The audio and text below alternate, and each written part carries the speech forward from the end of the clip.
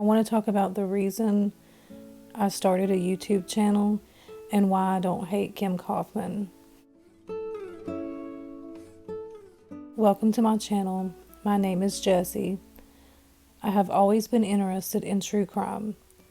I've seen every episode of Dateline, 2020, Criminal Minds, basically anything true crime. I love the study of psychology, and I actually got through my first 2 semesters of psychology classes in college. I did not finish because it takes a lot of years to get a degree in that field. I got pregnant with my second child, started working, and ended up dropping out. It was a choice I made to focus more on raising my children. I've followed the Watts case from the beginning, but didn't discover all the Facebook groups and YouTube channels until about 2 months before the Netflix documentary came out. I had a YouTube account and watched silently.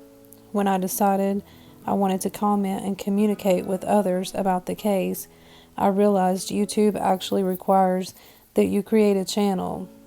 Having already been taking notes and playing around with editing videos and thinking how cool it would be to have your own little community of friends to share your thoughts and talk about true crime, I decided if I'm going to have to create a channel, I'm going to actually have a channel. I have a little bit of extra time on my hands these days, so why not? So I created it and immediately started putting notes together, contemplating what I wanted to talk about. As I'm doing this, the fake cousin Kessinger channel started. So of course everyone was talking about it. It became the new hot topic. People were talking about it everywhere you turned. So I decided to also report on the fake channel. When that was all exposed, everyone went back to talking about KK and her channel Revelation in the Reckoning. Although I had other ideas and plans in mind, again, I decided to put things aside for now and discuss how I felt about what she was saying. I had listened with an open mind until I realized she was talking about this theory that Shanann had killed the kids without having any proof or new evidence to back it up. She revealed her plan to file a 35C explaining that Chris's rights were violated, but she seemed to focus more on proving this theory that Shanann was the murderer and convincing people that Chris Watts was a sweet, loving husband and father. It was strange, in my opinion, that she would make that her main focus of her channel. After hearing her make the same statements over and over with no logical explanation, I asked myself, what is she doing and why? She's ruining any chance at Chris ever getting a 35C and seems to try to take the focus off of any accomplices being involved with her theory. So, like many others, I thought this woman has an agenda. There's plenty of other ways she could have gotten her message out about Chris's rights being violated, but she chose to constantly drill her theories into people's heads, which she now admits was just her personal opinion. The whole thing just didn't sit well with me.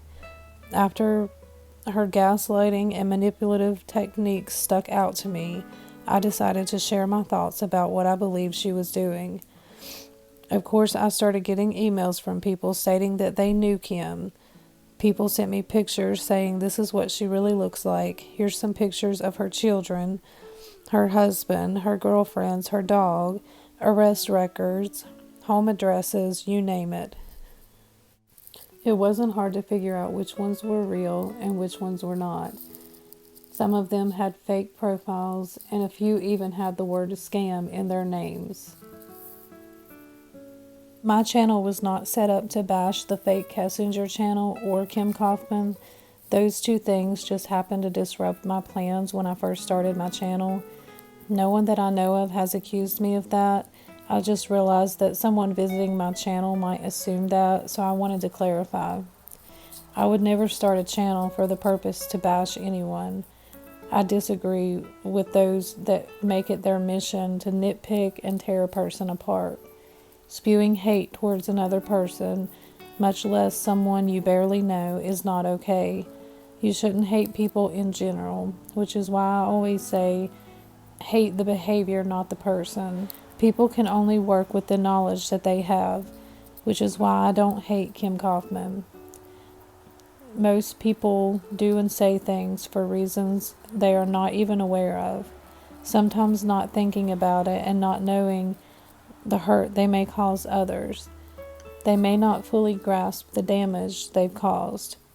Kim can only work with the knowledge that she has, and maybe she will realize the things she said were wrong, maybe she won't. And so I didn't want people to get the wrong idea in thinking that I hate Kim, because that's not even a concept that I'm familiar with. I only want to encourage people to take a step back and see the bigger picture. I wanted people to be aware of the fact that she could have a hidden agenda. Maybe I was wrong in pointing that out, and I apologize if I was.